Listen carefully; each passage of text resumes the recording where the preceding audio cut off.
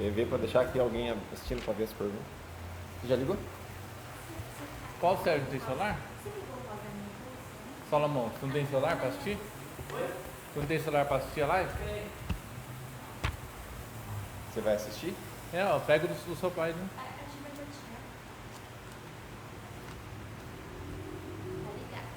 Tá ligado?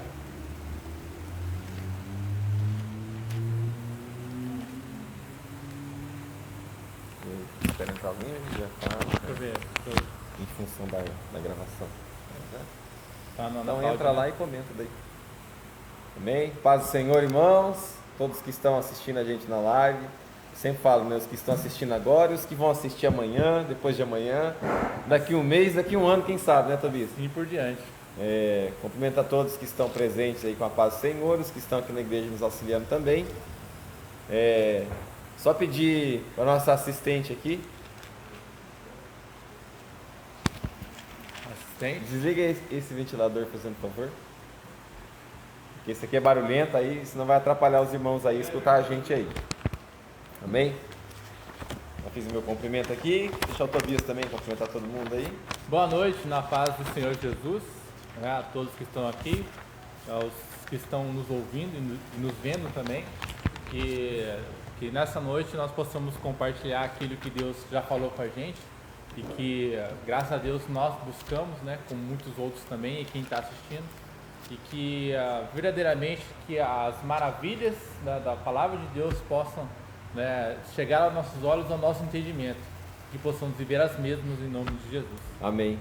Quando a gente faz a live é estranho, né, que a gente faz uma pergunta, né, igual a paz do Senhor, a gente fica esperando um amém, né? É verdade. A gente fica esperando o amém, e aí a gente fica aqui nesse silêncio esperando os irmãos responder, mas eu creio que todos estão recebendo a paz em seus lares em nome de Jesus. Então a lição de hoje, lição de número 9, ainda está na nossa responsabilidade, a nossa professora oficial está fazendo autoescola, está fazendo as aulas online. Acredito que na próxima já, né? Na próxima já vocês vão matar a saudade de ver ela aí de novo. E hoje a gente está com um reforço aqui, nosso irmão Tobias. Reforço bem grande. Um reforço grande, viu? Não é grande só em tamanho, não é grande em conhecimento também. Glória a Deus. É um reforço de peso. Então, lição de número 9, vivendo o fervor espiritual. O texto áureo dessa lição está lá em Efésios 5,18. E não vos embriagueis com vinho, em que há contenda, mas enchei-vos do Espírito. E a verdade prática dessa lição, irmãos, é que ser cheio do Espírito pode se referir tanto ao batismo no Espírito Santo, como também à vida plena no Espírito. E a nossa lição está lá onde está o nosso texto áureo, está em Efésios 5, do versículo 15 ao 20. Eu vou ler para os irmãos aí que estão em casa nos acompanhando, na versão NVT. Portanto, sejam cuidadosos em seu modo de vida, não vivam como insensatos, mas como sábios. Aproveitem ao máximo todas as oportunidades nestes dias maus. Não hajam de forma impensada, mas procurem entender a vontade do Senhor. Não se embriaguem com vinho, pois ele os levará ao descontrole. Em vez disso, sejam cheios do Espírito, cantando salmos, hinos e cânticos espirituais entre si, e louvando ao Senhor de coração com música. Por tudo deem graça a Deus, o Pai, em nome de nosso Senhor Jesus Cristo. Amém? Amém. Nosso objetivo dessa lição é mostrar a necessidade de se viver o fervor do Espírito, o fervor espiritual. É um comentário, eu sempre falo isso nas pregações quando envolve buscar a presença, buscar relacionamento, buscar crescer a nível espiritual, né? Tem um livro do Reinhard Bonnke que eu jamais vou deixar de falar desse livro, que é O Evangelismo através do Fogo. E ele sempre fala, é uma frase do livro dele que realmente muda a maneira nossa de pensar, que o evangelho, ou o evangelismo, ou a pregação, sem o fogo do Espírito, ela tem o poder de transformar a água em outras fases, que ela faz a água líquida virar vapor, o vapor vira gelo, o gelo vira chuva e volta a ser água de novo.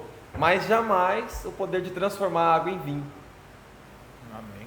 O evangelho, o evangelismo sem o Espírito Santo, ele pode até te convencer em alguns momentos, mas jamais vai te converter.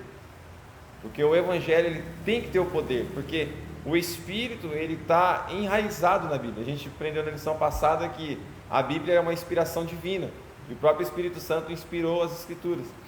E então a gente pregar ou dizer algo da Bíblia sem o fervor espiritual, sem a presença do Espírito, a gente pode até convencer a certo ponto, mas jamais converter. Verdade. E lembrando que, como nós já estudamos, né, que o Espírito Santo é Deus. Assim como Deus Pai, de eternidade a eternidade, né? Para eternidade a eternidade, o Espírito Santo, Jesus Cristo também. E lembrando que a palavra inteira é inspirada pelo Espírito, né? Então, muitas vezes, Ricardo, que muitas pessoas sabem que tem que ser cheio do Espírito, ouve muito disso, mas muitas vezes não sabe o porquê. E para que propósito, né, ser cheio do Espírito? Basicamente, você ser cheio do Espírito é você ser cheio de Deus, né? Não tem como ser cheio de um sem ser cheio do outro. Então, um está interligado ao outro. Então, vamos lá, vou ler a introdução aqui. A expressão todos foram cheios do Espírito Santo em Atos 2,4 quer dizer que todos foram batizados no Espírito Santo. Isso já estudamos na lição 3. Mas nela aprendemos igualmente que cheios do Espírito indica também viver a plenitude ou o fervor do Espírito. Vamos analisar melhor essa parte da teologia pentecostal. E o ponto central desse primeiro tópico é que é preciso viver o fervor espiritual. Então, gravem isso aí se alguém tem o costume de anotar a lição. Vamos aqui para o tópico 1. A importância da devoção pela palavra e oração. O apego à palavra e o hábito de orar são indispensáveis à vida cristã. São práticas ensinadas ao povo de Deus desde o princípio, pois Deus fala por meio delas. E no primeiro ponto aqui a gente vai na devoção.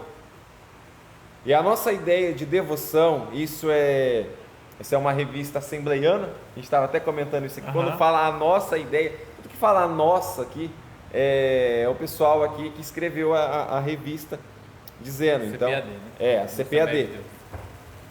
A nossa ideia de devoção é de apego, dedicação e zelo, como o nosso apreço pela oração, está lá em Mateus 26:41. O amor pela palavra e o apego ao jejum. Leitura da Bíblia, oração e jejum são importantes exercícios espirituais na vida da igreja desde o princípio.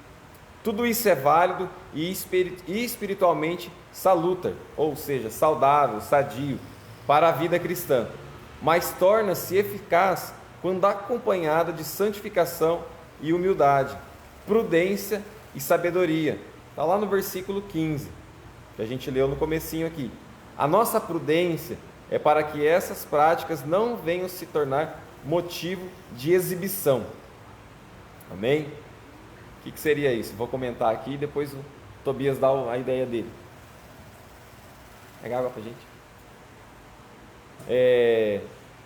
Tudo isso aqui é importante: jejum, oração, leitura bíblica, consagração, né, Tobias? Isso. Mas por que fala que a prudência é para que essas práticas não venham se tornar motivo de exibição? Porque tinha um certo povo, vulgo fariseus, que eles costumavam se vangloriar, né? Por quê?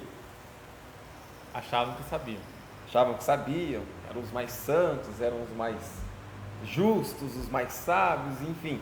E isso subiu a cabeça e passou com que o que eles faziam para chegar a esse status que eles falavam não servia de nada, porque a própria conduta deles anulava o que eles tinham aprendido. Isso mesmo. A humildade, ela vem acima de tudo isso aqui. Você pode jejuar, você pode orar, você pode ler a Bíblia de manhã, dia após dia, de tarde, de noite, 24 horas por dia. Você pode fazer tudo isso. Mas se você não for humilde e se considerar melhor do que outras pessoas e passar por cima de outras pessoas por fazer isso, então você está fazendo da maneira errada. alguma coisa aí, você está jejuando errado, ou você está orando errado, ou você está lendo a Bíblia errado. Porque se você jejua da maneira correta, ora da maneira correta e lê a Bíblia da maneira correta, jamais você vai ser soberbo diante de alguém, jamais você vai ser altivo diante de alguém, jamais você vai humilhar alguém por dizer, eu sou melhor que o irmão Paulo Sérgio, porque eu faço jejum 4 vezes por semana e ele uma. Ou eu sou melhor que o Tobias, porque eu faço uma faculdade de teologia e ele não.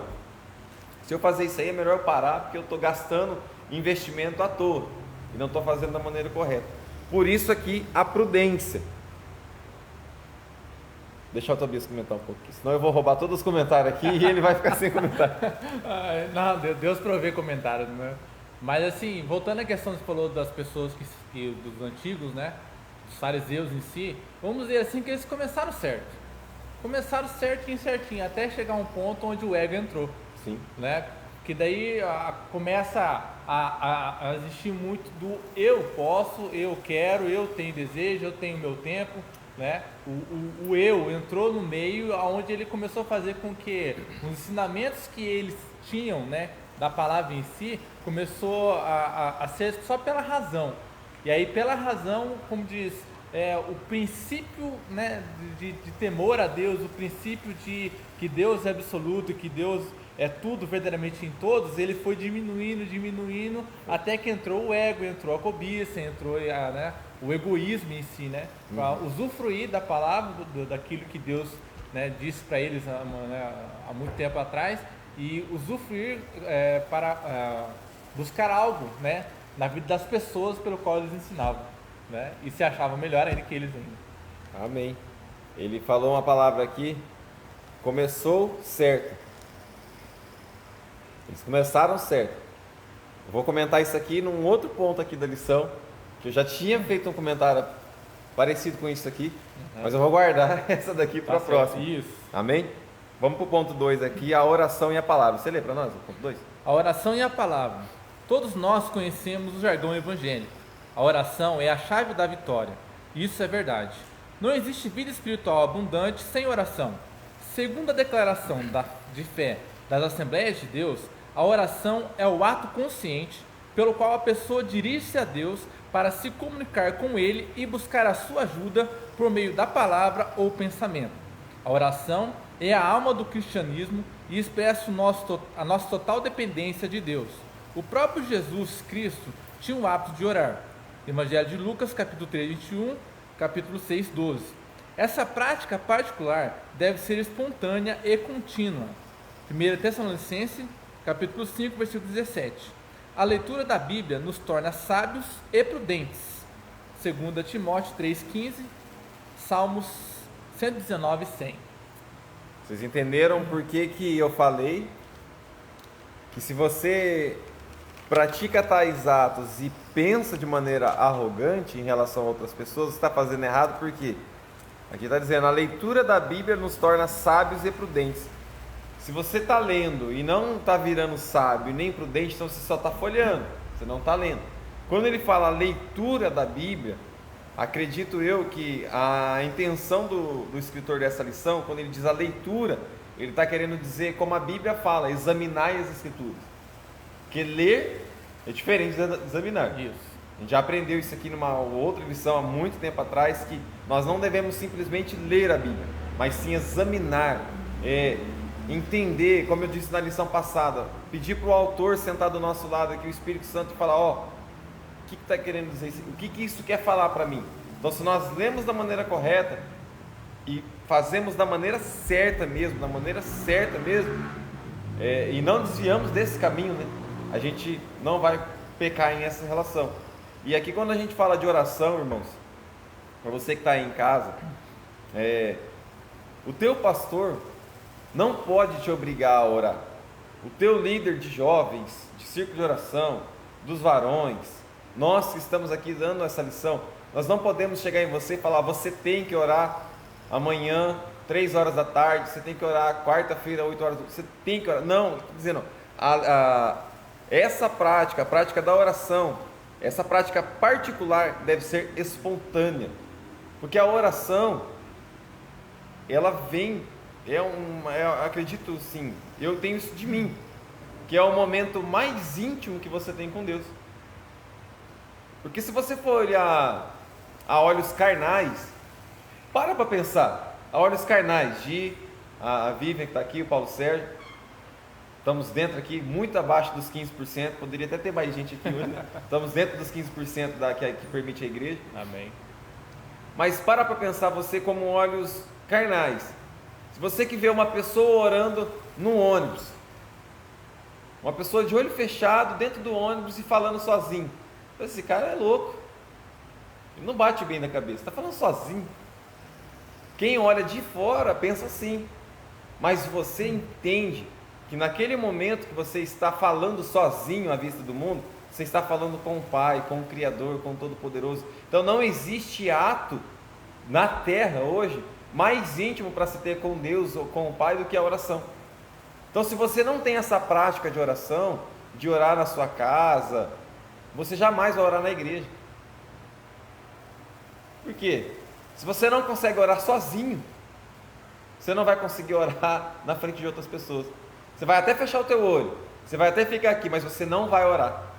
Então quer orar? Sabe quando... Isso eu estou falando já para membros da igreja, viu?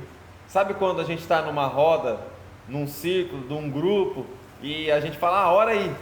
Ah não, eu não, ora outro. Não, ora outro, eu tenho vergonha de orar. Não, eu não gosto de orar. Eu passo. Eu passo. É porque você não ora em casa. Se você orar em casa, ou orar na frente do espelho, ou orar para você mesmo, ali só você e Deus, você vai perder essa vergonha de orar na frente de outras pessoas. Verdade. Porque daí você não vai estar mais falando sozinho. Você vai estar falando em grupo, com um único ser. Verdade. Com o Criador.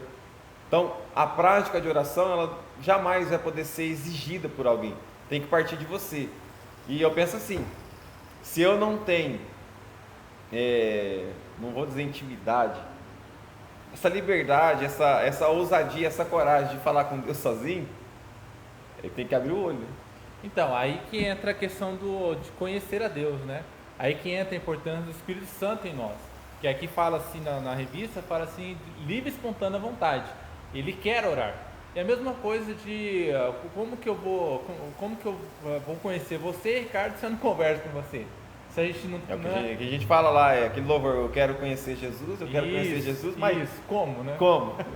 Então, e eu lembro de uma ministração do pastor Pablo Arthur, né, na Deus Vivo Central, que era teologia e espiritualidade. Estava lá. Aí ele falou que melhor a espiritualidade primeiro, né? Conversar com o Pai, que a oração é uma conversa, né? De conversar, falar o que nós entendemos, aquilo que nós, né, até o ponto que nós conseguimos chegar, né? Porque é impossível, né?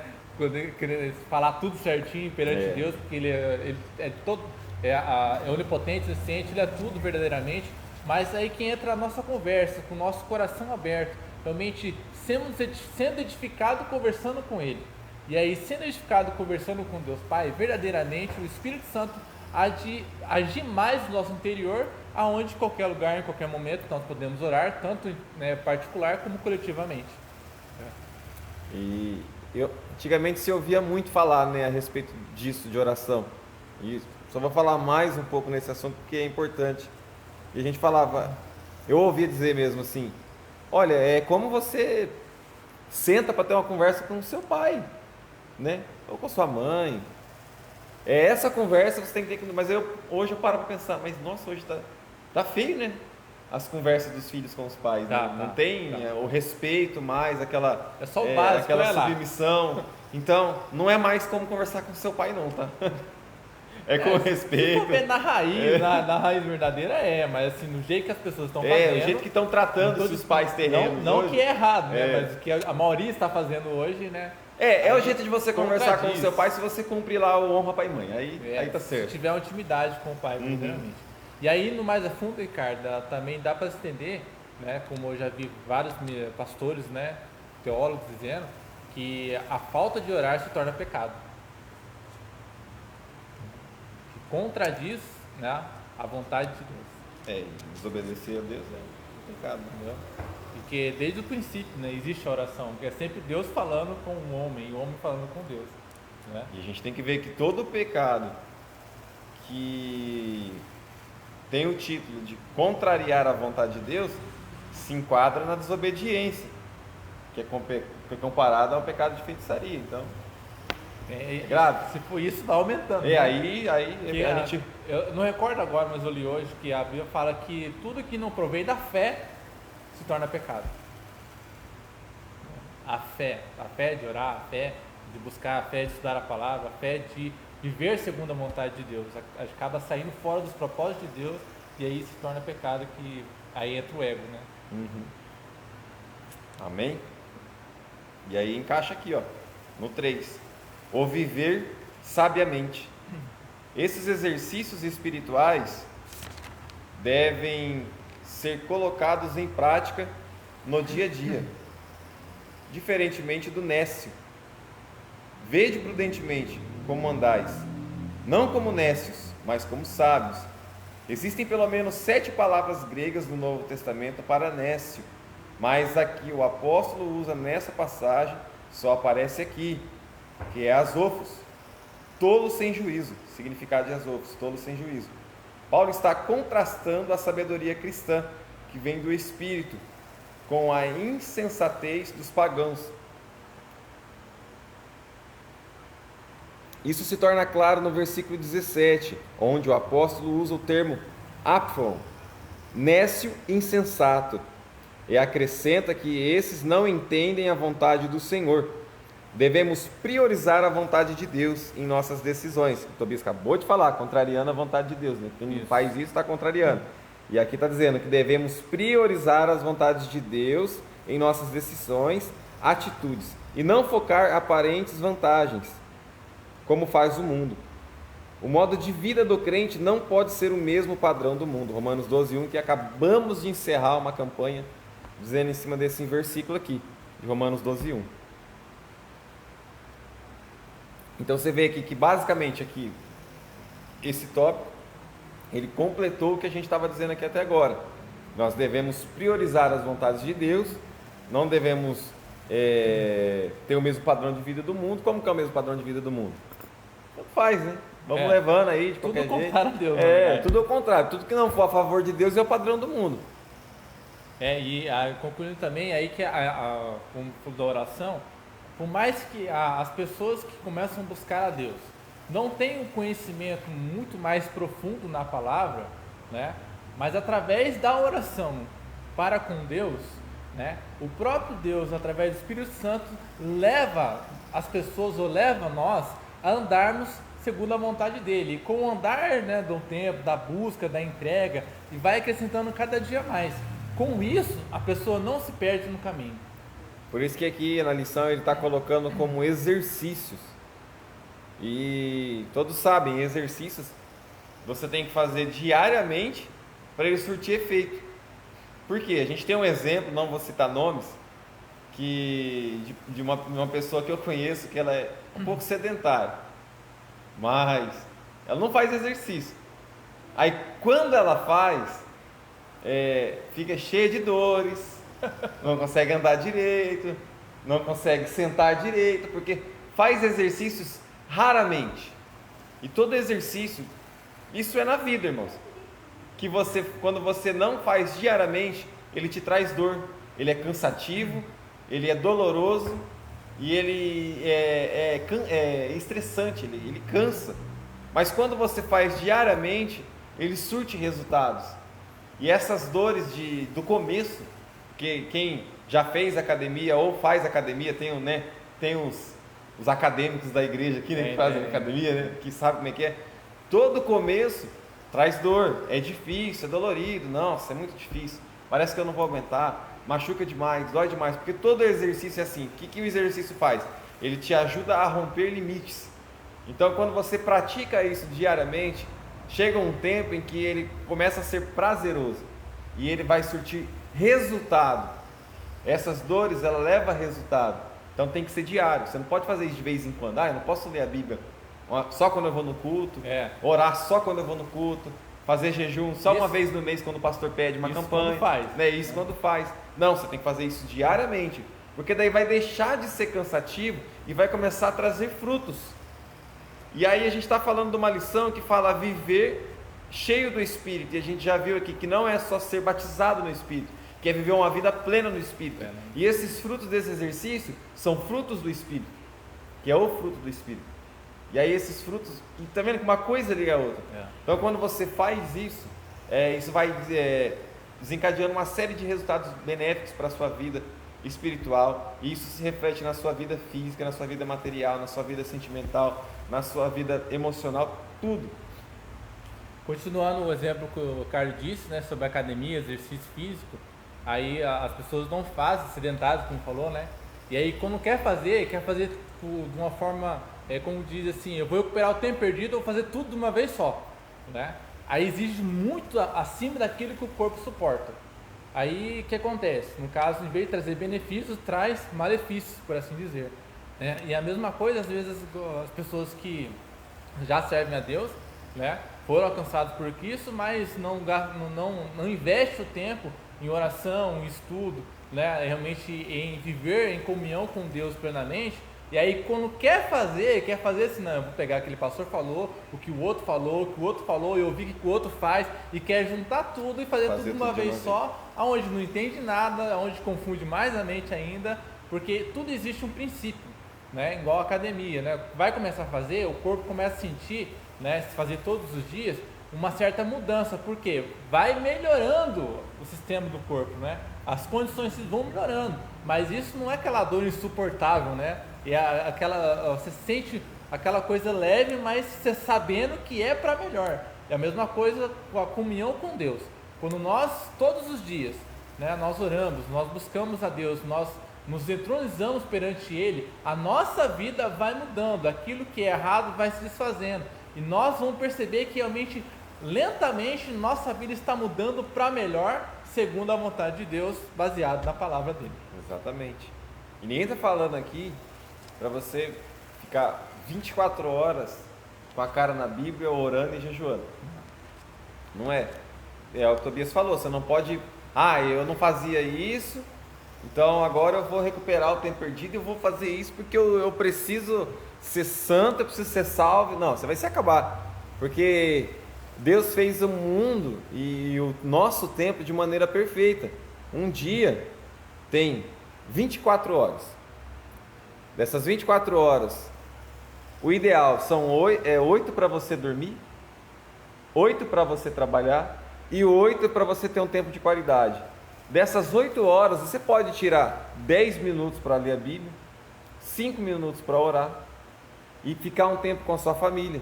Que não pode também você pegar e fazer o que a gente está falando aqui agora. Eu não faço isso, então eu vou deixar de viver com a minha família, eu vou deixar de fazer isso, eu vou me enfiar aqui agora. Não, você vai estar errado também. Seu primeiro ministério é a sua família.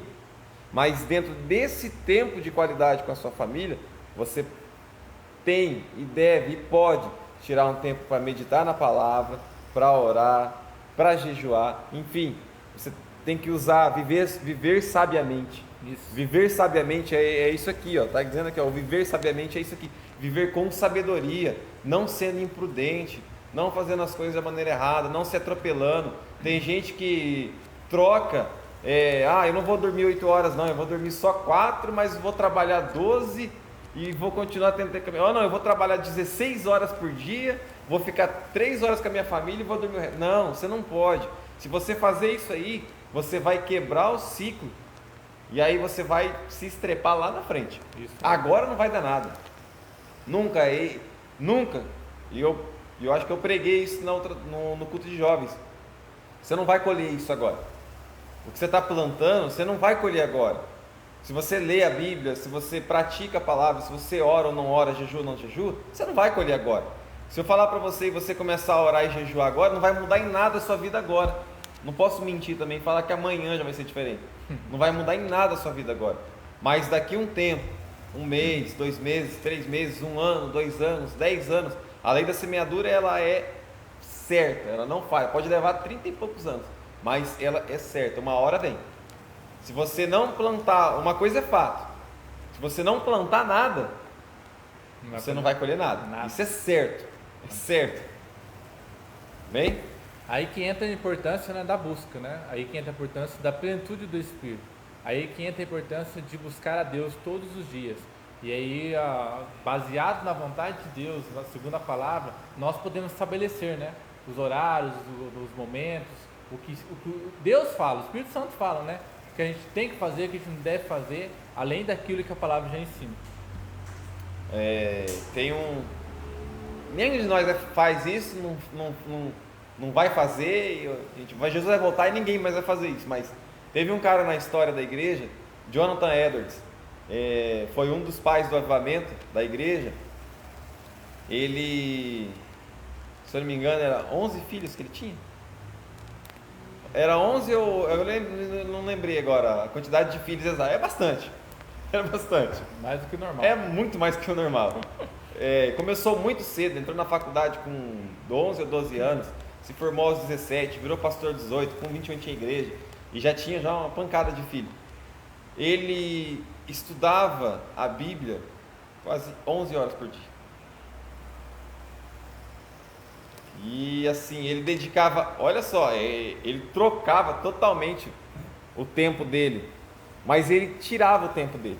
Ele dedicava 1 hora do dia dele à família. É dedicado mesmo, não sabia de mais nada. 1 hora à família e o resto, Bíblia. Bíblia, oração, jejum, consagração. E esse cara, quando ele subia no púlpito para pregar, ele não pregava, ele só lia. Ele escrevia os sermões dele e ele lia no púlpito. E aí talvez você vai conhecer um dos sermões famosos, Pecadores impuros na mão de um Deus irado. Conhece? Dizem que neste sermão as pessoas no culto gritavam tanto, com medo de descer para o inferno, que há relatos de pessoas que viam o chão se abrindo e parecia que ia ser sugado para o inferno, de tanta culpa que eles sentiam. E alguns quarteirões do lado da igreja se escutavam os gritos, e ele não gritava, ele não pulava, mas era cheio do Espírito. Aí que está a diferença, né? Dentro da vida dele, né? Vamos dizer que Deus determinou isso para ele. Ele vivia a vida dele dedicado ao estudo e à pregação da palavra de Deus. Ele separou, consagrou a vida dele justamente só para pregar. É isso, uma obra na vida dele. E onde teve resultados, né? Teve resultados. Lembrando que tudo que nós fazemos, né, dentro da obra de Deus, dentro da vontade de Deus, tudo é a favor do reino de Deus. Então, tudo que for para contribuir para o reino e Deus assinar embaixo, aprovar, aí sim, né, pode se fazer, porque haverá um retorno, né, dentro da obra de Deus, será grandioso. Mas lembrando que, qual é o nome do? Jonathan Edwards. Jonathan Edwards, a glória não é dele, a glória é de Deus. É de Deus. Né? A gente tem que colocar isso sempre na cabeça, que aquilo que nós fazemos realmente for bom e útil dentro do reino para as pessoas, é Deus usando as nossas vidas para isso. Tudo que nós conseguimos fazer porque Deus permite, Deus nos dá força, Deus nos dá todas as coisas, especialmente através do Espírito Santo que habita em nós. E aí, como ganhar tempo para fazer isso? Como ter tempo para essas coisas? Lê o 4 para a gente. Vamos lá. Remindo o tempo. Essa frase diz muito mais do que parece à primeira vista. O verbo remir significa comprar de novo, resgatar, aproveitar o melhor possível. A palavra tempo é bem conhecida entre nós, kairos, tempo no sentido de ocasião, oportunidade. Hebreus 11:15. Essas duas coisas são especialidades dos crentes, que cheios do Espírito Santo, resultam no viver sabiamente. O crente sabe aproveitar as oportunidades para fazer a obra de Deus, falar de Jesus às pessoas que ainda não conhecem o Evangelho. Colossenses 4:5. Até mesmo em circunstâncias difíceis. Na verdade, tanto hoje como nos dias apostólicos, os dias são maus. Aleluia.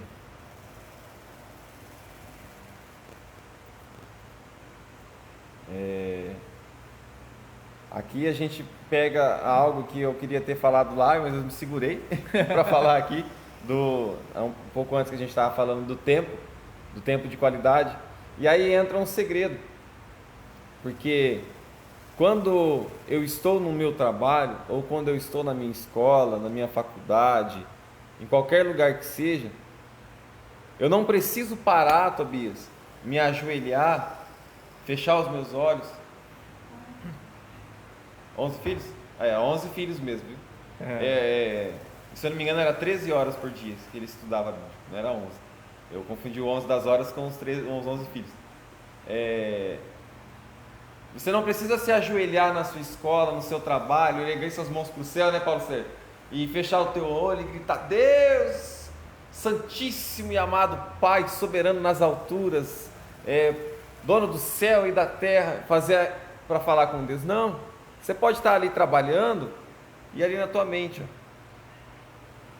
louvando um louvor, Isso. né? Meditando em um versículo que você leu, porque o segredo de examinar a Escritura não está em você ler 350 versículos por dia e amanhã eu vou ler os outros 300. Vou ler a Bíblia Não, inteira em menos você tempo, lê cada vez um mais. versículo hoje e passa o dia inteiro meditando nele.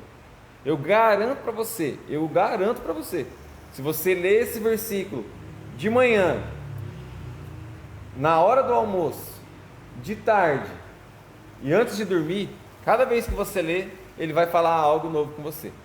Você vai entender ele de uma maneira diferente. Não que mude o sentido, mas que ele vai vir de encontro ao que você está precisando. O Espírito Santo vai acrescentando mais. O Espírito Santo vai acrescentando e falando com você aquilo que ele quer falar, dizendo você aquilo que ele quer dizer, não o que você quer ouvir.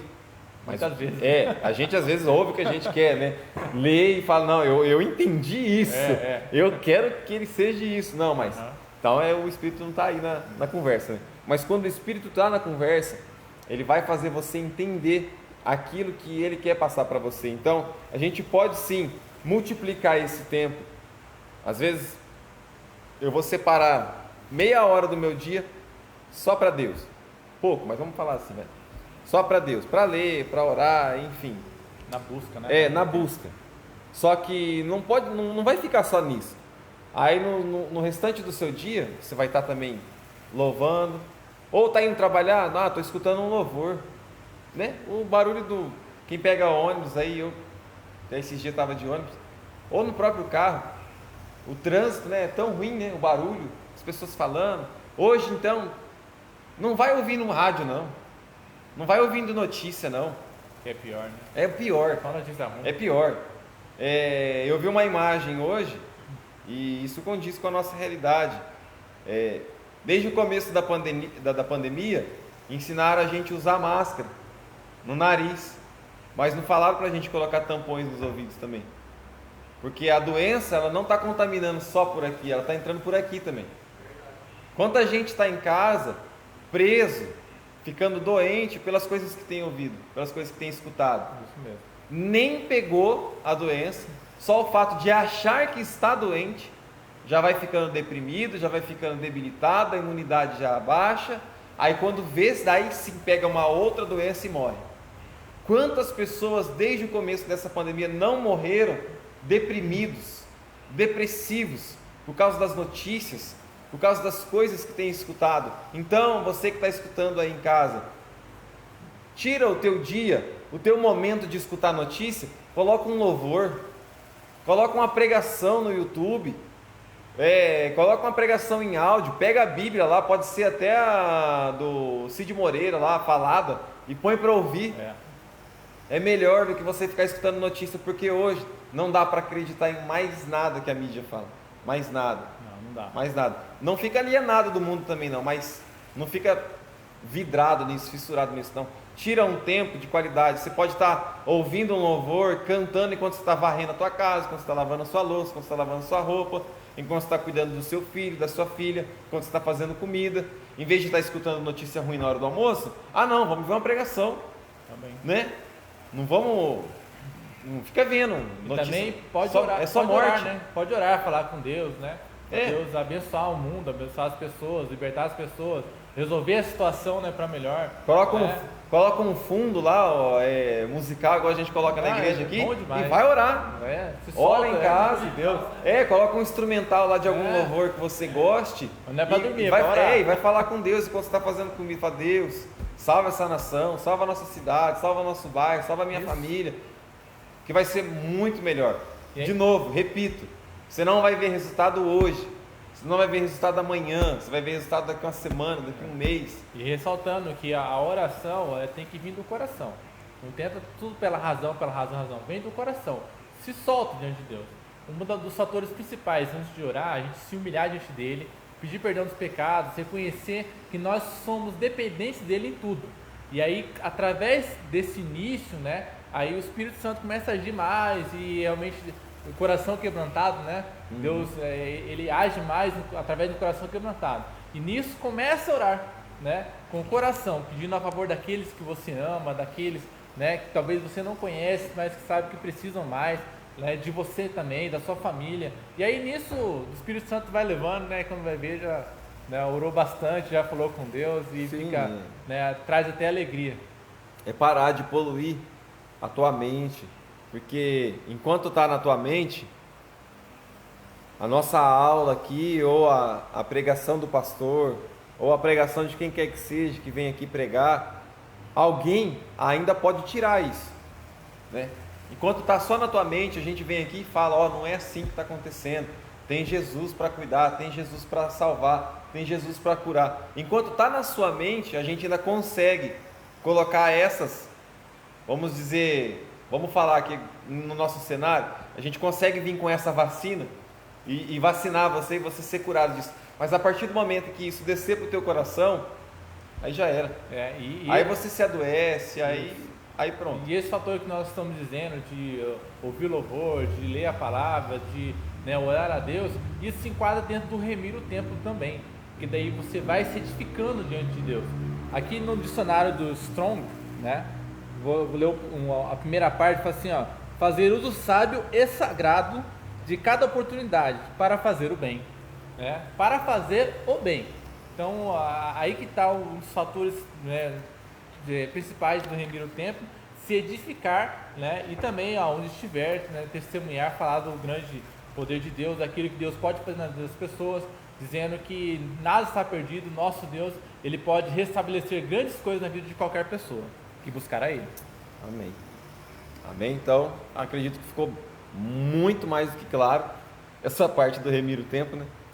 Então a gente vai para o tópico 2 aqui, senão não a gente vai ter que fazer a parte B da lição depois.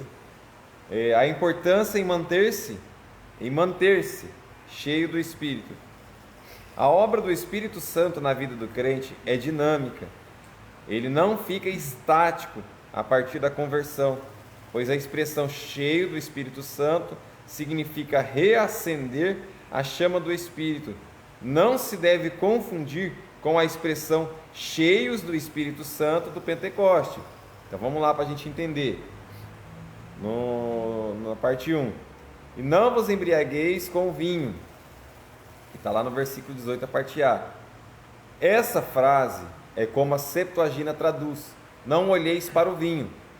A passagem em Provérbios explica, lá Provérbios 23, 31, essa passagem explica as consequências destrutivas da bebedeira e a compara com a picada de uma cobra. A palavra usada para contenda significa também devassidão, dissolução. Esses termos são incompatíveis com a ética cristã. Está lá em 1 Coríntios 6,10. Mas é muito comum entre os pagãos que procuram buscar a felicidade nos prazeres mundanos, que resultam sempre em desgraças. Amém?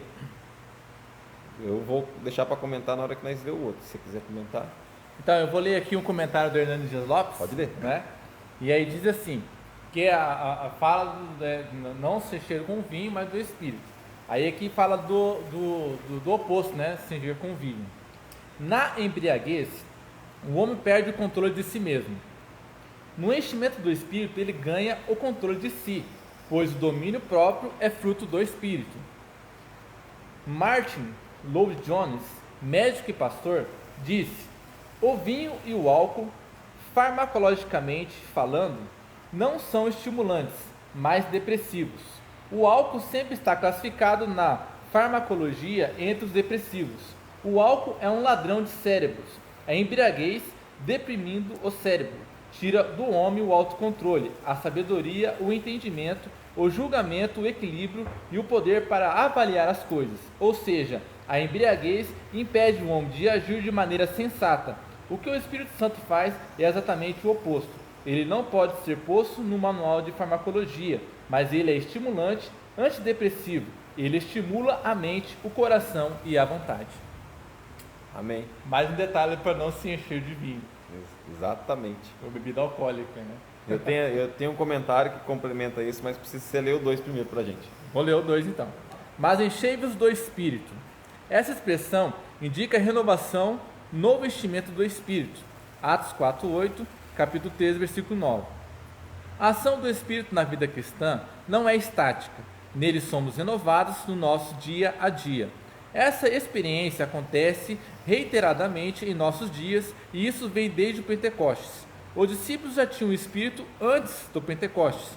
Evangelho de João 20, versículo 22. E já eram salvos. Evangelho de Lucas, capítulo 10, versículo 20.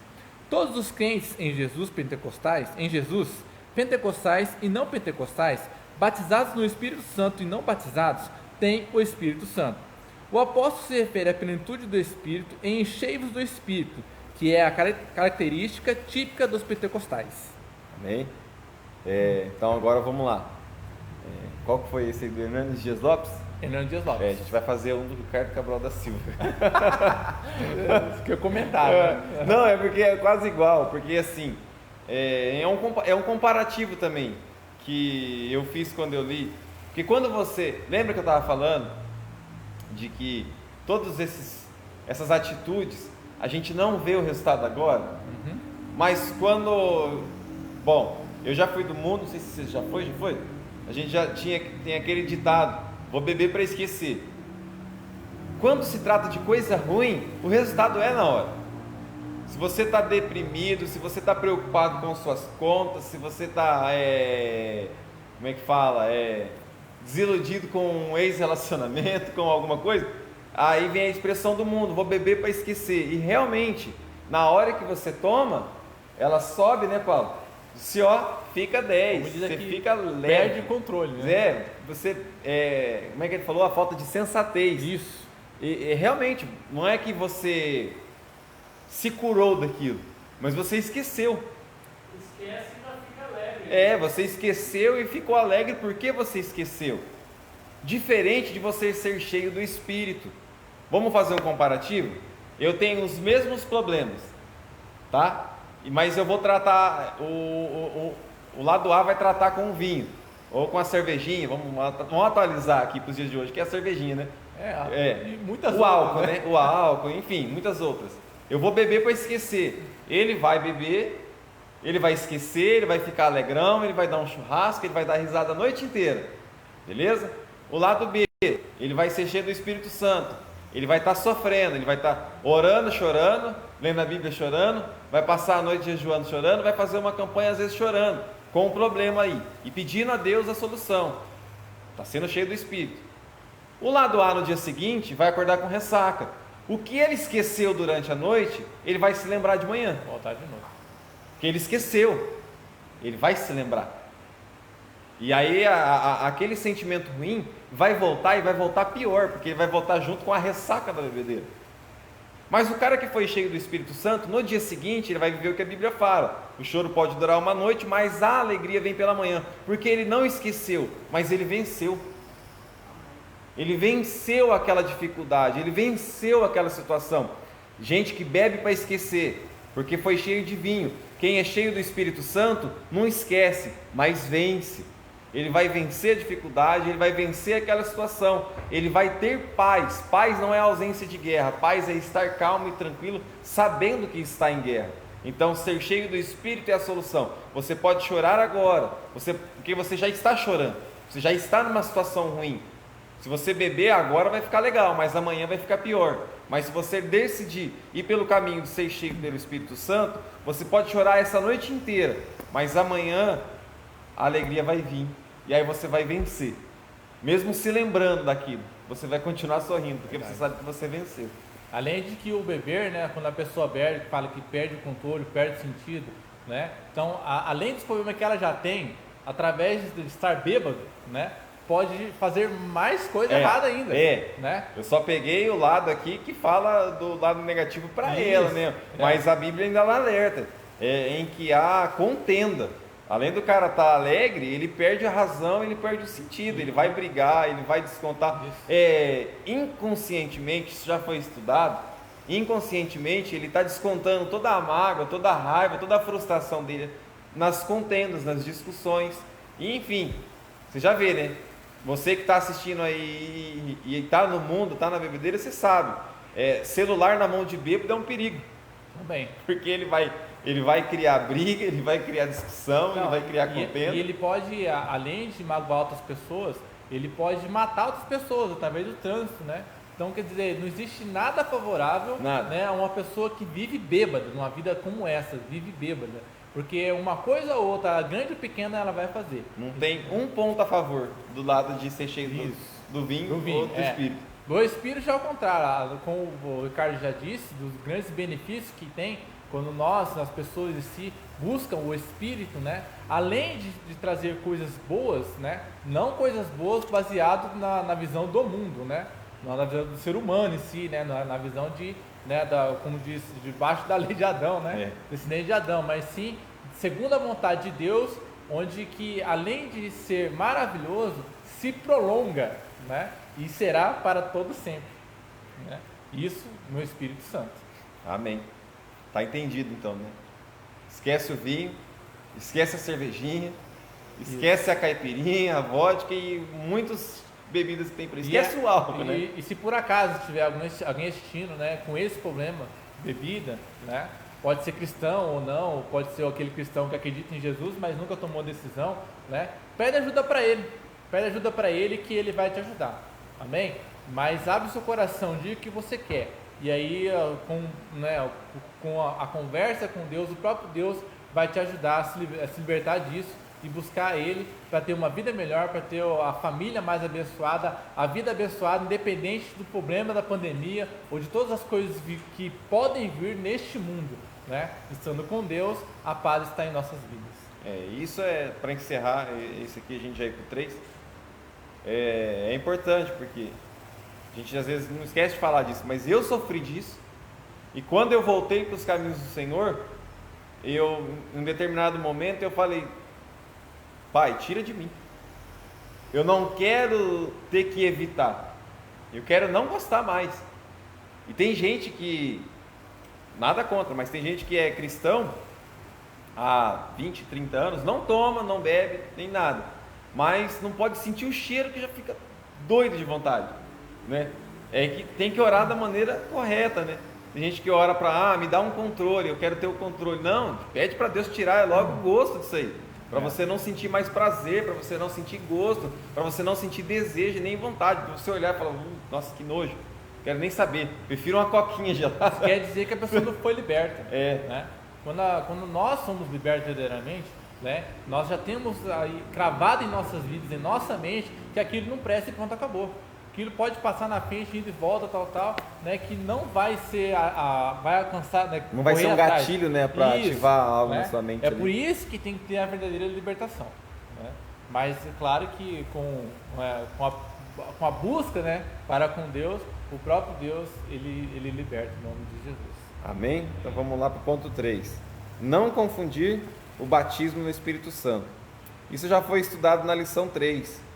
Em outras passagens, cheios do Espírito, diz respeito ao batismo com o Espírito Santo, lá em Atos 2,4 e o 9,17. Mas não é o caso em Efésios 5,18. O batismo no Espírito Santo é uma experiência distinta da conversão. O significado de palavras e expressões bíblicas na Bíblia deve ser entendido e interpretado à luz do seu contexto. Observe a frase, abre aspas: então Pedro, cheio do Espírito Santo, lhes disse, está lá em Atos 4,8. Ora, Pedro foi batizado no dia de Pentecostes. Logo, a expressão mostra a dinâmica do Espírito na vida do apóstolo. Da mesma forma, o trecho, Saulo, que também se chama Paulo, cheio do Espírito Santo, fala de alguém já batizado, está lá em Atos 13,9. Fala de alguém já batizado no Espírito Santo, lá em Atos 9, 17 e 18, e é evidente que cheio do Espírito Santo se refere à plenitude do Espírito. Amém? E isso aqui vai lá naquele comentário que eu falei que eu queria fazer, do começar certo. Começar certo. Porque se a gente tem que entender o seguinte, viver uma vida plena no Espírito, o que a lição está querendo dizer aqui, que não é você ser batizado no Espírito Santo todos os dias, todos os cultos, toda hora. Não, é viver todos os dias cheio do Espírito. A nossa professora, a Cláudia, ela sempre fala um negócio aqui que tem uma frase que fala, vamos entrar na presença de Deus. E ela fala, não, jamais deveríamos sair da presença de Deus. Nós deveríamos viver na presença de Deus 24 horas por dia. E viver cheio do Espírito significa isso. Tem os duplos sentidos. Cheio do Espírito é aquele cara pentecostal que Deus opera através da vida dele, que ele tem revelações, aquele pregador estava cheio do Espírito, pregou e Deus usou e tal. Mas cheio do Espírito também se aplica a uma vida cheio do Espírito. E aí reflete no quê? Nos frutos, no que eu faço. Porque o Tobias falou que eles, lá dos fariseus, eles começaram certo, mas o egoísmo deles fizeram com que eles terminassem errado. E quando se trata de ser cheio do Espírito, você pode até começar errado, não importa como você vem para a igreja. O que vai determinar, vamos supor que o Espírito Santo seja um mar, um lago, um oceano, e você seja um balde. Não importa como você foi jogado nesse mar, importa como você vai sair. Se é de boca para cima ou se é de boca para baixo. Se você sair de boca para baixo, você sai vazio. Verdade. Você pode até ter se banhado nesse mar, no meio do culto aqui, o Espírito Santo ter atuado na igreja, todo mundo ter sido cheio, você ter caído e não sei o que, ter rodado e chorado, mas o que importa é como você saiu daqui. Se você saiu com o balde para cima, cheio daquela água que você se molhou, ou se você saiu com a boca para baixo, você só se molhou e a hora que você chegou ali fora você já está seco. Aí você vai estar sendo cheio do Espírito só na parte que condiz aqui no batismo, que é só uma vez, mas você não vai estar vivendo uma vida, vivendo o fervor espiritual, você não vai estar vivendo uma vida cheia do Espírito. Então, aí eu falo mais uma vez para você, não importa como você está, não importa a sua vida, o que você está fazendo, você está assistindo, fala, mas eu não sou crente, eu ainda faço essas coisas, eu pratico tais atos, não importa como você está. Se a igreja fosse um lugar para santo, não existiria igreja, estariam todos no céu. Verdade. Ou não estaria ninguém na igreja, porque não há santo na terra. Antes de entrar na igreja, ele já seria arrebatado. Então não importa como você está, só venha. O que vai determinar a sua vida, se você está vivendo ela cheio do Espírito ou não, é como você vai sair daqui. Verdade. Né? Jesus disse, eu vim para os doentes. Né? Então, tudo um processo, né? Quando nós começamos a buscar a Deus, é um processo, Ele vai mudando nossas vidas. Né? E, claro que existe muitas coisas muito profundas, né? A respeito disso, que né, nós somos o corpo, que seremos apresentados, tal, né, totalmente santos, irrepreensíveis, tal, né? Mas, como diz, né, ser cheio do Espírito quer dizer que pode ser vazio. Então, como ele falou, buscar como, né? Estudando a palavra, orando, em comunhão com Deus, com os irmãos, né? E porque a ação do Espírito Santo na vida, em nossas vidas, é algo muito, muito maravilhoso mesmo, né? Mas como ele disse, não importa como começa. O pastor Luciano Subirá, ele diz, né, que não importa como começa, o importante é como termina, né? Então aí que nós temos que terminar completamente em comunhão plenamente para com Deus, né? Igual você falou, a gente sempre tem comunhão com Deus. Por quê? Primeiramente, Ele é o Pai. Nós somos a família, né? Se é uma família, você tem que estar sempre em comunhão, né? Unidade, né? Nesse sentido. Então, claro que muitas pessoas não conseguem entender isso, né? Infelizmente, por causa do ego, por causa de pecado, por causa de inúmeras coisas, né? Mas que Deus possa libertar todo mundo. E é cada vez que mais que nós vamos buscando mais de Deus, nós compreendemos muito mais daquilo que Ele está dizendo através das Escrituras e daquilo que nós temos que viver, né? Mas cada degrau, né? Um aprendizado a mais, e Deus vai edificando as nossas vidas, e independente que ainda está, né, como o Ricardo falou, né, com algum problema de pecado, seja qual for, busquem em Deus, que o Espírito Santo também santifica, né? E essa revista, né, fala do Espírito Santo, um pouco, né? Um pouquinho do Espírito. A ideia de retratar o Espírito aqui como um lago é justamente a ideia de trazer a limpeza, porque quando a gente mergulha nesse lago, automaticamente nós vamos ser limpos. Dá a ideia de quê? De uma pessoa suja que está à beira de um lago. Eu não vou entrar porque eu estou suja, essa água está tão limpinha. Eu estou suja, eu vou sujar a água. Você não vai sujar essa água é corrente, ela vem mesmo para te limpar, ela vem para te lavar e te remir dos seus pecados. Então, eu garanto que em muitas vidas existe uma voz que fala: não vai porque você não merece, não vai porque você não pode, não vai porque você não deve, não vai porque você não consegue. Saiba que esse papel é do inimigo, porque ele é acusador. E realmente fala para ele: eu não mereço mesmo, mas a graça me alcançou, e eu vou, mas eu devo, eu posso, eu consigo, porque o Espírito Santo está me chamando. E aí se joga nesse rio, independente se vai cair de ponta, se vai cair de barriga, se vai cair de costas, se vai cair de cabeça, não importa. Onde está com Deus. O importa é que você caia nesse rio, e aí dentro desse rio você se limpe, e a hora de sair, saia com a boca para cima, saia cheio e transbordante. Isso mesmo. E transbordante, entendeu? Então, igual você falou, né? Às vezes eu acho que é imerecido, mas o significado da graça é isso, é um favor imerecido, que o grande amor de Deus tem sobre a humanidade. Quando a gente entender, não, realmente eu não mereço, aí a gente vai fazer. Aí começa.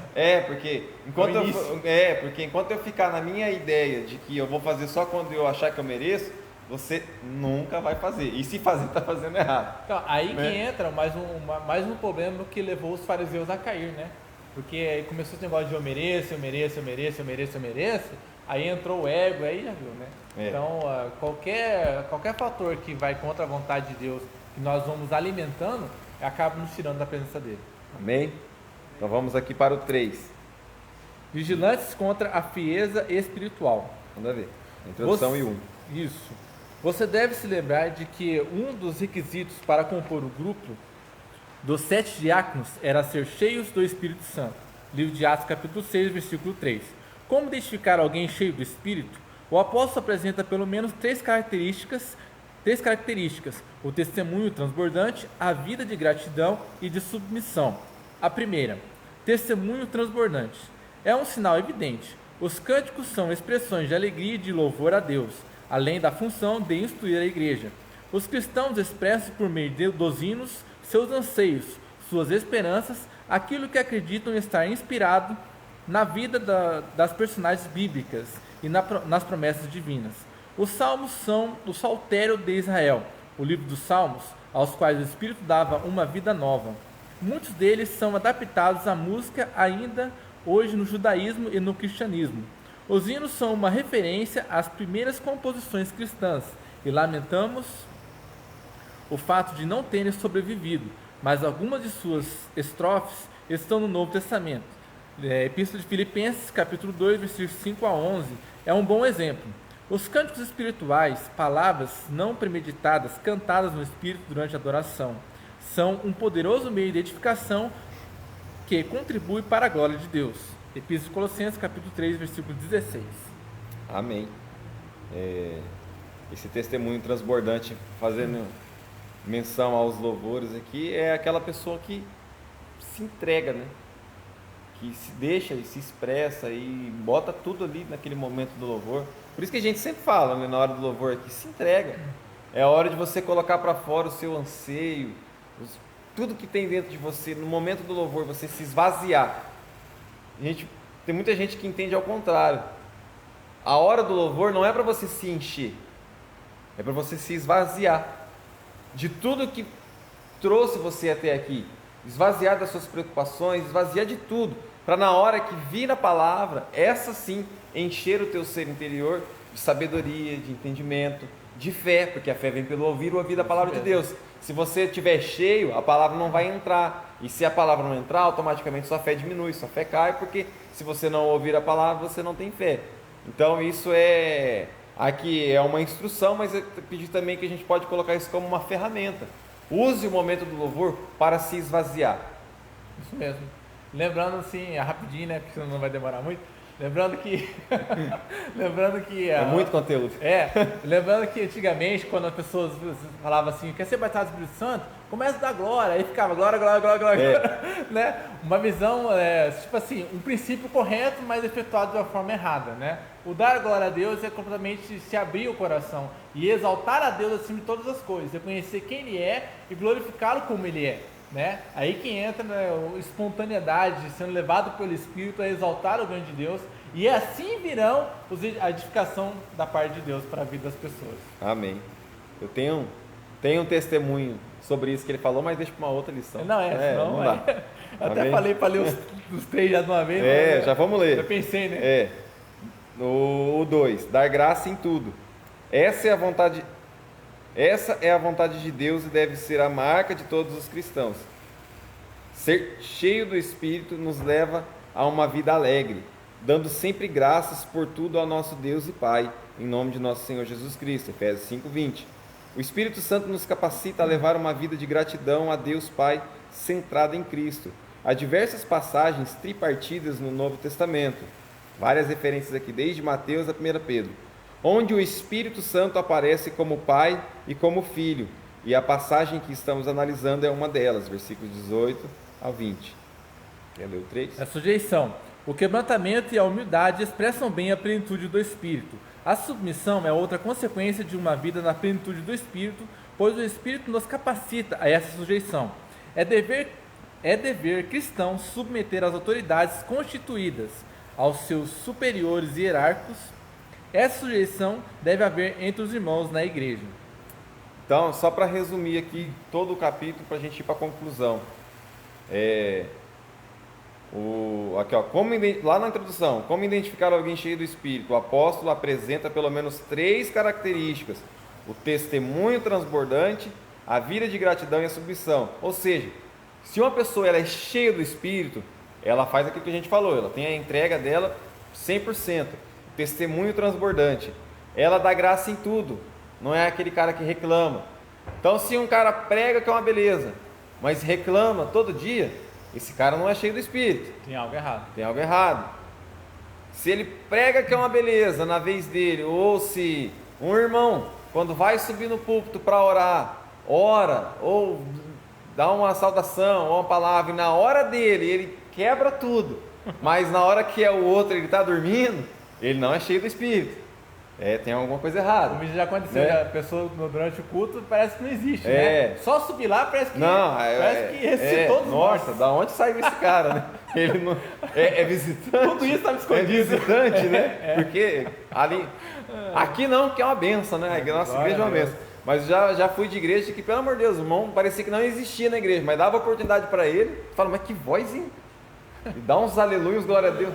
Ele dá uns glória a Deus altos, uns aleluia, que pelo amor de Deus, incendiava a igreja.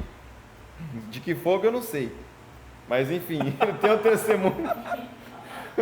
Mas é verdade. Ele tem um testemunho transbordante, ele dá graça em tudo e ele é sujeito, ele é submisso. Ou seja, se aquele cara, ou aquela cara, né, aquela pessoa que está ali em cima, ou que faz alguma coisa na igreja, é muito bom, a ponto de ser melhor que o pastor, também não está cheio do Espírito, não, porque tem que ser sujeito aos líderes.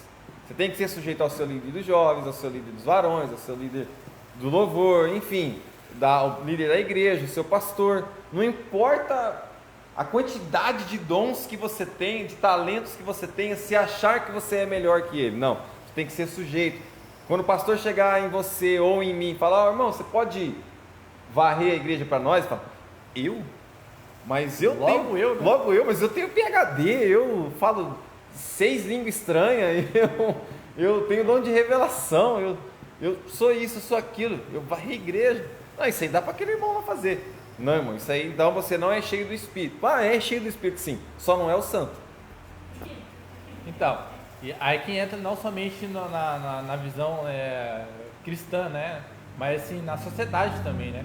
E todas as leis, né? Romanos 14 diz que foram instituídas por Deus. Então nós temos que estar submissos, né? Seguindo a todas as coisas. Dai a Deus que é de Deus, dai a César que é de César, né?